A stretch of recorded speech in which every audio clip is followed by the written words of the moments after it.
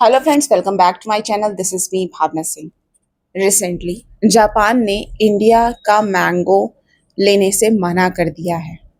इसके पीछे क्या स्टोरी है, इस बारे में हम कुछ आपको इन्फॉर्मेशन प्रोवाइड करेंगे। ये बैन 20 साल बाद लगाया गया है। पहली बार ये बैन लगाया गया था 1986 में। फिर 2006 में इस बैन को लिफ्ट कर दिया गया था, बैन हटा दिया गया था। अब फिर से 2026 में ये बैन लगा दिया गया है। आखिर ये बैन लगाने के पीछे कारण क्या है? मैंगोज को क्वारंटाइन किया जाता है, इंस्पेक्शन होता है। अगर उसमें किसी भी तरीके का पेस्ट या कोई भी फंजाई या लार्वा पाया जाता है तो इमीडिएटली उसको रिजेक्ट कर दिया जाता है। क्वारंटाइन इंस्पेक्शन होने के बाद मैंगोज में डेफिशिएंसी पाई गई, इसलिए उस पर रोक लगा दी गई है। ये डिसीजन इंडिया के लिए बहुत बड़ी बात है, क्योंकि इस टाइम जब आम की पैदावार इंडिया में बहुत ज़्यादा होती है, एक्सपोर्ट करता है। लेकिन अगर इस तरीके की बात चल रही है तो इस बार आम का सीजन में आम का क्या होगा? ये केवल एक वैरायटी की बात नहीं है, ये बहुत डिफरेंट वैरायटी को इफेक्ट कर रहा है, जैसे अल्फांसो, लंगड़ा, चौसा, बग्गनपल्ली, मलिका, केसर।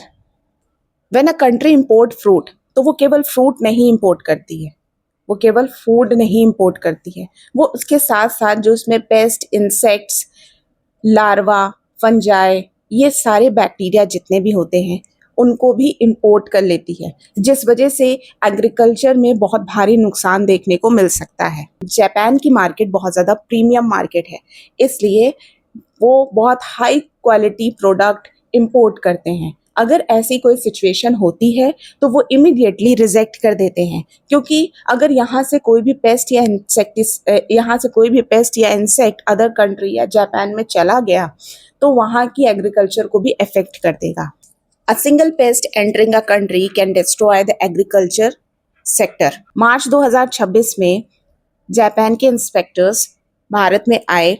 उत्तर प्रदेश के रहमानपुर में स्थित वेपर हीट ट्रीटमेंट फैसिलिटी को विजिट करने आए। वेपर हीट फैसिलिटी एक क्वारंटाइन फैसिलिटी है, एक क्वारंटाइन ट्रीटमेंट है जिसमें फ्रूट डाला जाता है और वो हीट प्रोवाइड करी जाती है, जिससे जितने भी पेस्ट और इंसेक्ट होते हैं वो मर जाते हैं। और बिना किसी केमिकल के ये ट्रीटमेंट चलाया जाता है, बिना किसी केमिकल ऐड ऑन किए, बिना किसी हार्मफुल केमिकल को यूज़ किए ये ट्रीटमेंट चलाया जाता है।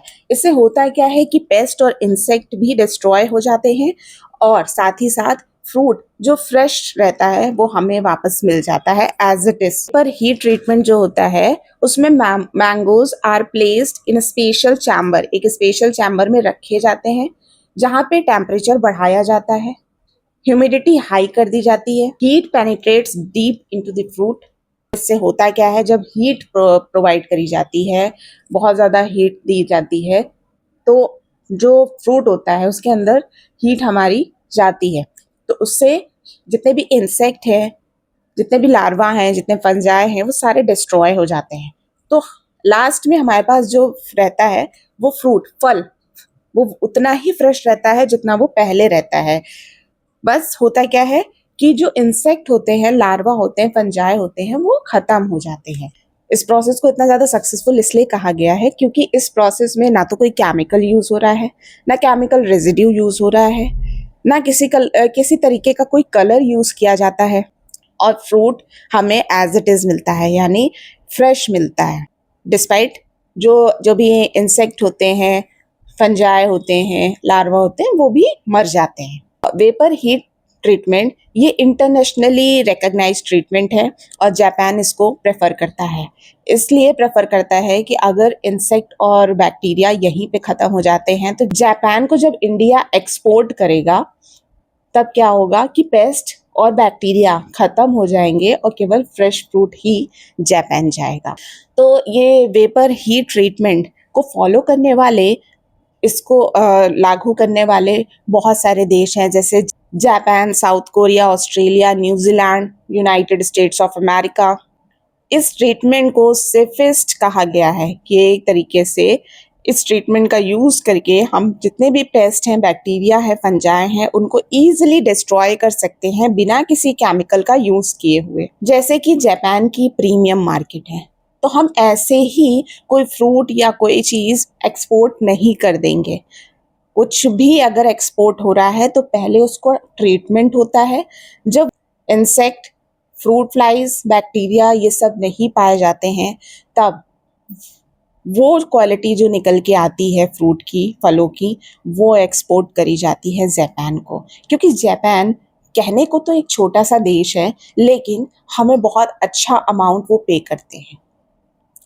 तो ये एक तरीके से इंटरनेशनल लेवल पे ट्रेड रिलेशन हुआ हमारा, जिसको हमें मतलब हम लोग फॉलो करते हैं, जिसके लिए गाइडलाइंस भी बनाई जाती हैं और इसीलिए ये हमारे लिए ज़रूरी होता है। कुछ तो हम इंपोर्ट करते हैं, कुछ एक्सपोर्ट करते हैं, तो एक तरीके से ये हमारी जीडीपी के लिए भी बहुत ज़्यादा अच्छा है। लेकिन अभी क्योंकि जापान ने इंडिया के आम पर रोक लगा दी है, क्योंकि वहाँ पे पेस्ट पाया गया, बैक्टीरिया पाया गया, तो ये हमारे लिए अच्छी खबर नहीं है। तो आपकी क्या राय है? Do let me know in the comment section. ऐसी और इन्फॉर्मेटिव वीडियोस को देखने के लिए हमारे चैनल को लाइक, सब्सक्राइब करना मत भूलिएगा। Thank you for watching.